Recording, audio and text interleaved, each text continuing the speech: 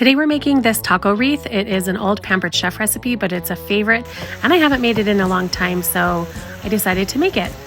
It's kind of fun. So you start with 1 pound of ground beef, and then you're going to make it into taco meat, and you can just follow the instructions on the back of your taco seasoning packet. I always buy that big tub of it at Costco. The McCormick kind is my favorite. So then you're going to take 8 croissants. Pillsbury are my favorite. And you're going to unroll them and you're going to separate them, and you're just going to start making a circle around a circle pizza stone or a circle pan that you have.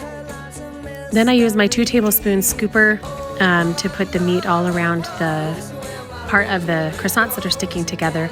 And then you just pull up the triangle parts of the croissants and tuck them under with your fingers, just like that.